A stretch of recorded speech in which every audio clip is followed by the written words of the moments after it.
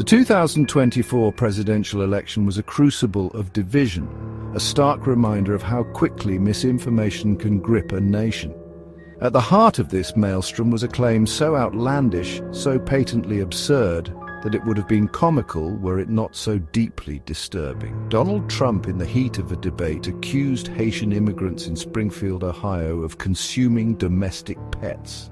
This wasn't just an offhand remark, a slip of the tongue. This was a calculated attack designed to tap into primal fears and exploit existing prejudices.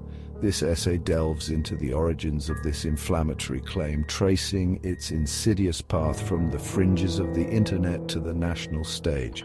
We'll examine the role of social media in amplifying this falsehood, dissect the cynical calculations of those who peddled it, and explore the devastating impact it had on the Haitian community in Springfield. More than just a case study in misinformation, this story lays bare the fragility of truth in the digital age.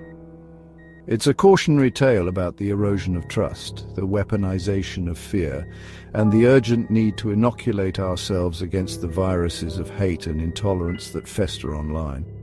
The truth, as we shall see, is often the first casualty in the pursuit of power.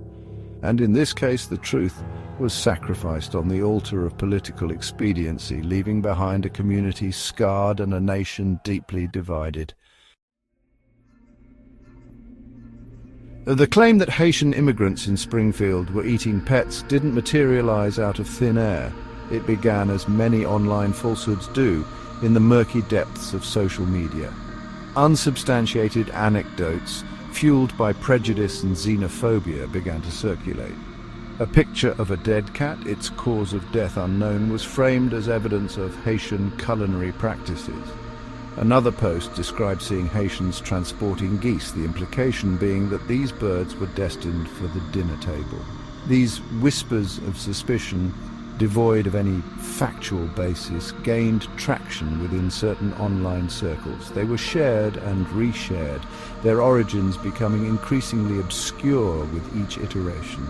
The lack of evidence, far from hindering their spread, seemed to amplify it. After all, what's more compelling than a secret so scandalous, so unthinkable that they don't want you to know about it? The internet, for all its virtues, has become a breeding ground for such baseless claims. The echo chambers of social media, where like-minded individuals reinforce each other's biases, create fertile ground for misinformation to take root and flourish. And once a claim, no matter how outlandish, gains enough momentum, it can be difficult to contain. The truth, sadly, is often drowned out by the sheer volume of the lie. The internet, in its relentless quest for engagement, played a crucial role in amplifying this falsehood. Social media algorithms, designed to surface content that keeps users scrolling, inadvertently created a perfect storm for the spread of misinformation. These algorithms, devoid of the ability to discern truth from falsehood, prioritize content that elicits strong emotional reactions. And what could be more emotionally charged than the claim that a vulnerable group is harming beloved pets? The more engagement these posts received, likes, shares, comments, the more the algorithms promoted them, creating a vicious cycle of outrage and misinformation.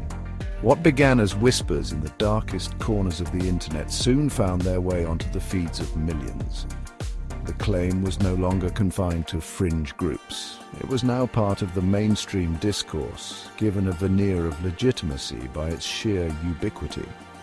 The line between truth and fiction blurred, and many, caught in the whirlwind of social media, struggled to separate fact from fabrication. Faced with a rapidly escalating situation, officials in Springfield were quick to respond. City leaders held press conferences, categorically denying the claims and emphasizing the lack of any evidence to support them. The police department issued statements, assuring residents that they had received no reports of pets being harmed in the manner described. But the truth, sadly, often struggles to compete with the allure of a well-crafted lie. Denials, no matter how forceful, are often interpreted as attempts at cover-ups. Those who believe the worst are rarely swayed by facts. They see in official pronouncements only further proof of a conspiracy to silence the truth. The internet, which had been instrumental in spreading the lie, proved a less hospitable environment for the truth. Fact-checking articles, while readily available, were often ignored or dismissed as biased. The algorithms, indifferent to the veracity of the information they disseminated, continued to surface the original falsehood alongside the denials, leaving many with the impression that there was no clear consensus on what was true.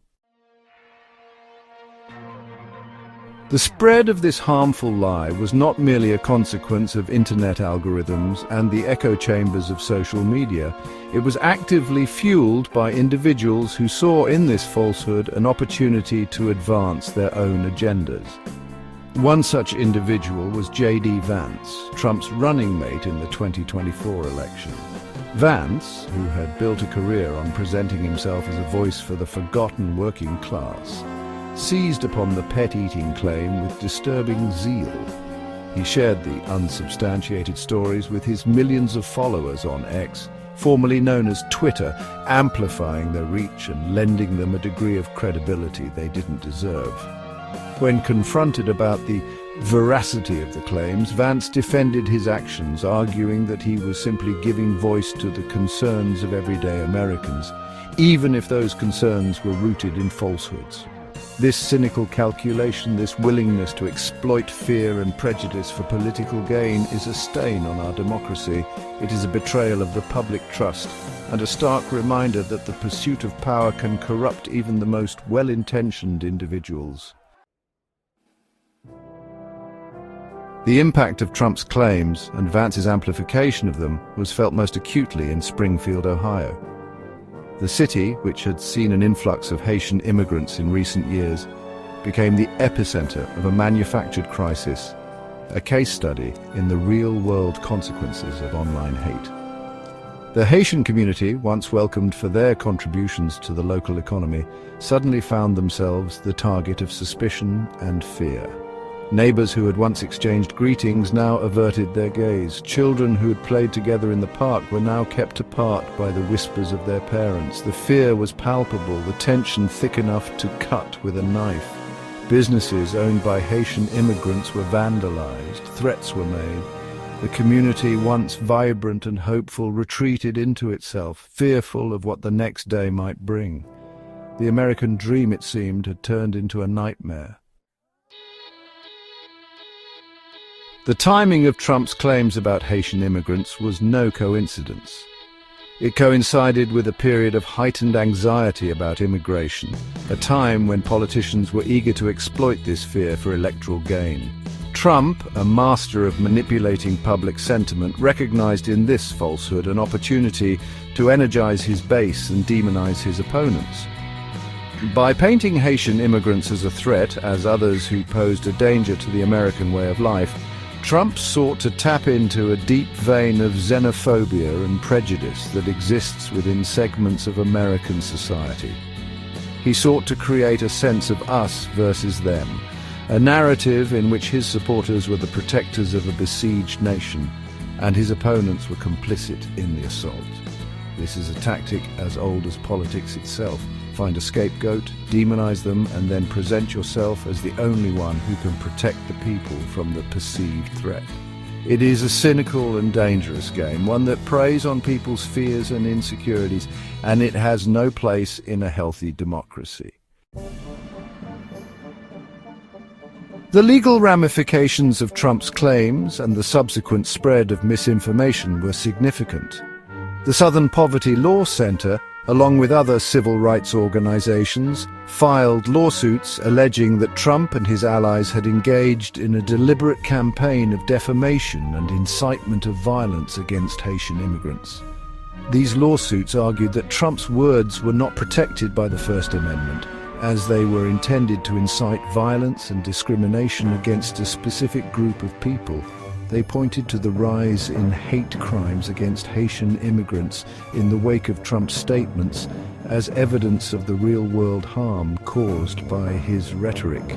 The legal battles dragged on for months, becoming a flashpoint in the broader debate about free speech, hate speech, and the responsibility of public figures to use their platforms responsibly. While the outcome of these lawsuits remains uncertain, they serve as a powerful reminder that words have consequences, and that those in positions of power cannot use their platforms to spread dangerous falsehoods without accountability. The events in Springfield, Ohio, while shocking, are sadly not unique. Throughout history, marginalized groups have been targeted with false accusations and subjected to violence and discrimination based on unfounded fears and prejudices. The claim that Haitian immigrants were eating pets, while absurd on its face, echoes the blood libel, an anti-Semitic canard that accused Jews of using the blood of Christian children in religious rituals.